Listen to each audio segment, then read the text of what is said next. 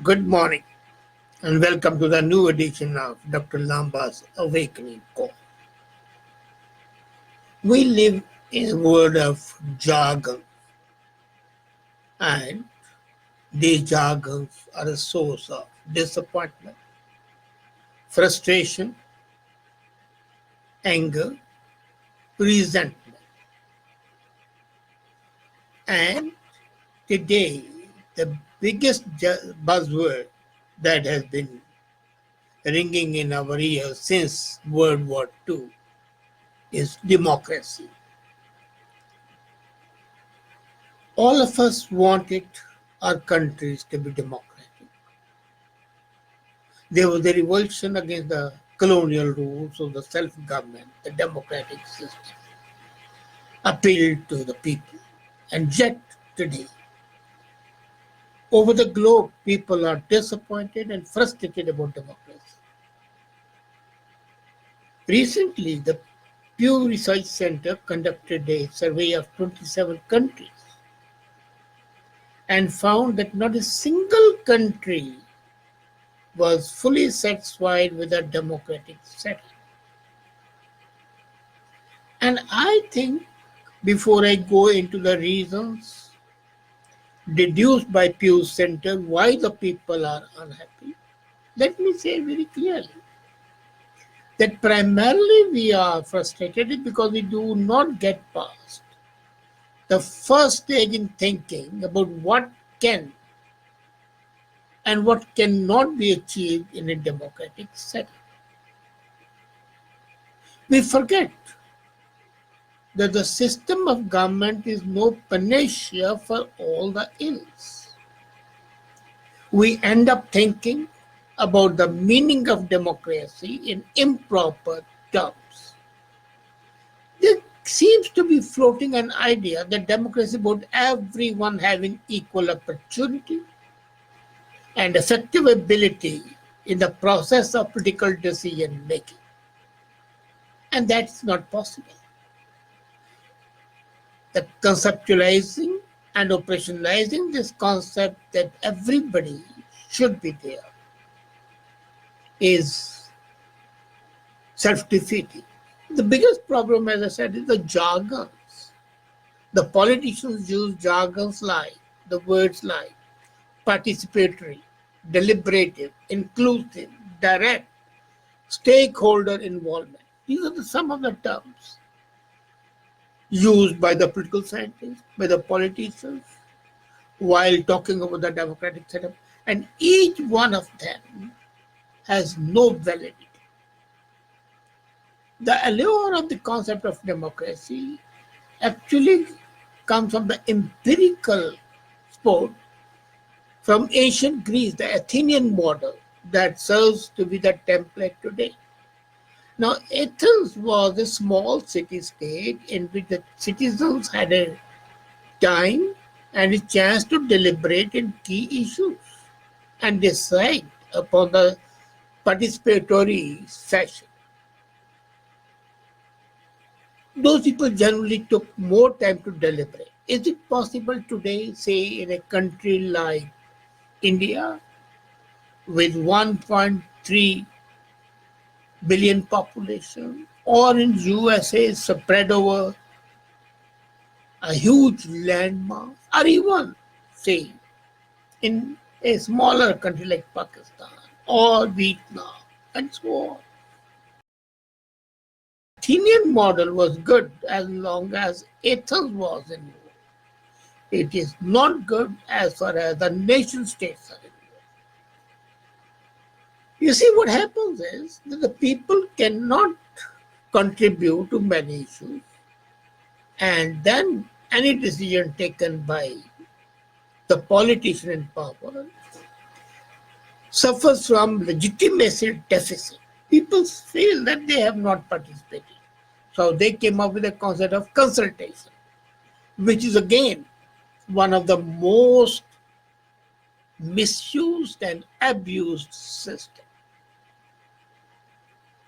There's always a deficit, I call it the legitimacy deficit, between the political class and the will of the people. The will of the people is never represented in the real democratic setup as it's today. And democratic rates are dying. Democrats are dying because the voting rates are declining. People become disillusioned, frustrated.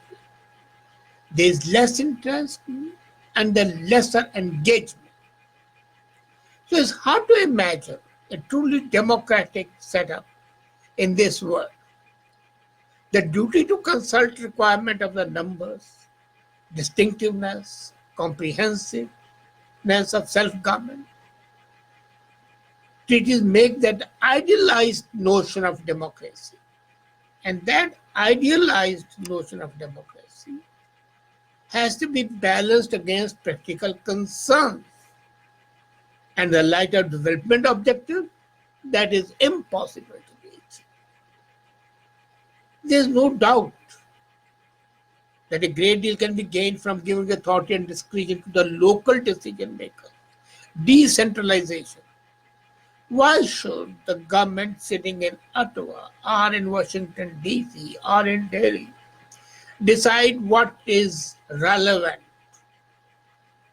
to a small village in the outskirts? No, they have no right.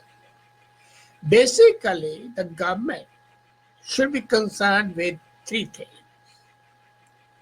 transport and infrastructure, defense, and foreign affairs. The rest, everything should be done at the bare local level, a country level, a borough level, a county level, or a village level, depending on the social structure. So this deliberative aspect of democracy, what we studied in graduate school, is theoretical and is not relevant to the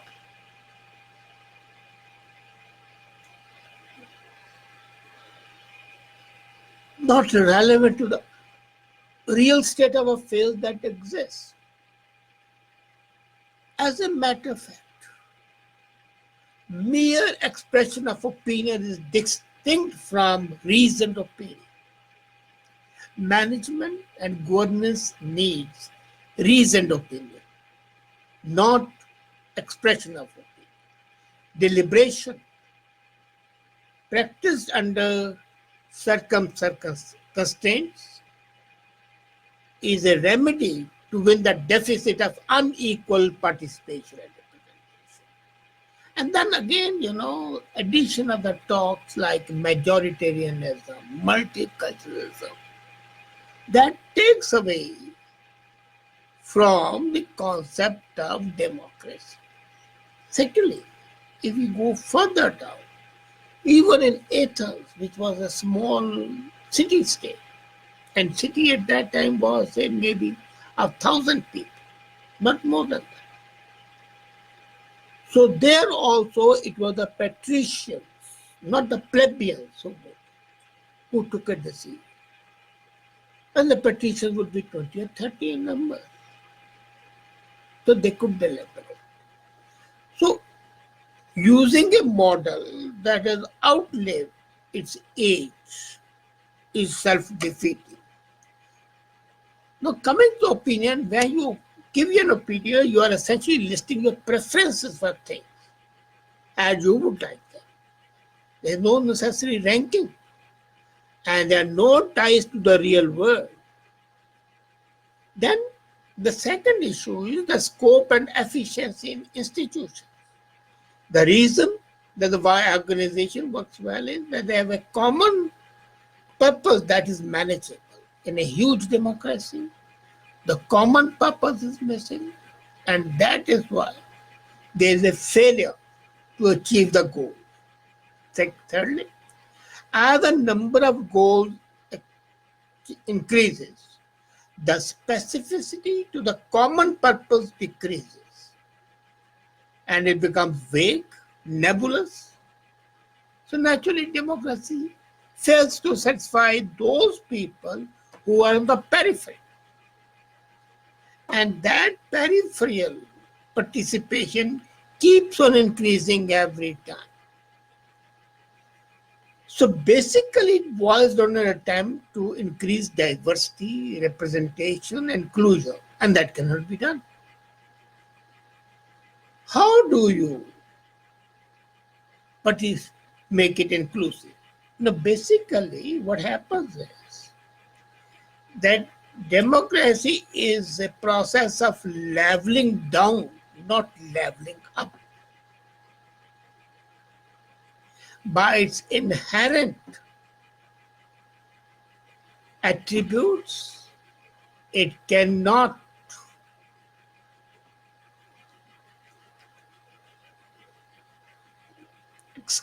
it cannot give expression or a right to expression to everybody. There has to be a selective process. And the elections, more often than not, are stage managed. And in some places, the real issues are camouflaged by the talks that have no relevance either to the country or to the people. So coming back, according to the Pew Research, there are about 5 reasons why it is failing. But the biggest is, which Pew doesn't say, but as I say, it's a concept which is based on a different level. The difference between micro and macro level makes for frustration with democracy. So, according to the Pew survey, dissatisfaction with democracy is not related to the wealth of a country. A poor country with a low GDP can be more satisfied. Bhutan has a constitutional democracy, monarchy, and people are happy. Same say, England has a constitutional monarchy and people are not happy. India has a dictatorship and mostly people are not happy. Mostly. Only those people who are either in power or on the fringes of power are happy. So there is no connectivity between wealth. USA is one of the wealthiest nations and the people are not satisfied with democracy. They talk of democracy, but ultimately they want a dictator like Roosevelt. Or sometimes the president's personal body charm, charisma, is more useful. Or the wife of the president, how she's a prima donna, Jackie Kennedy. So all these things matter.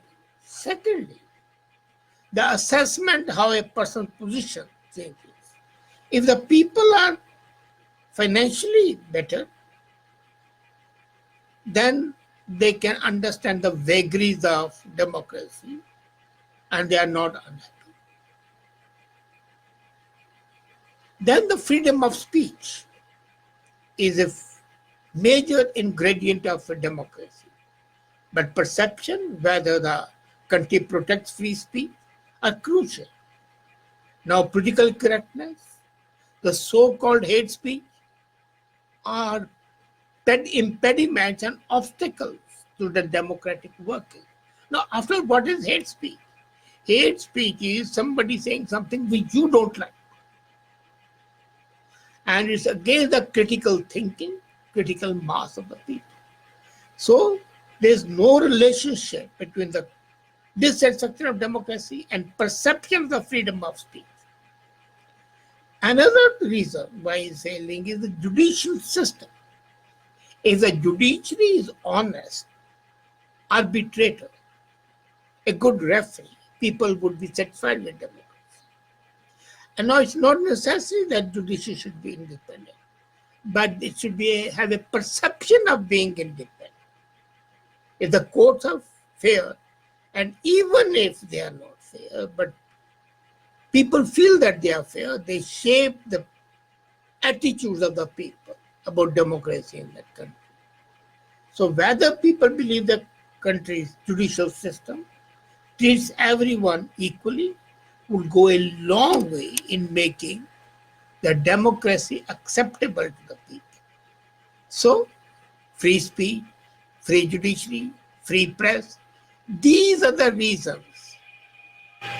And the absence of these reasons makes people unhappy. You see, the core of democracy is just about having to chance to throw one group against the other. That's what happens in a real democracy.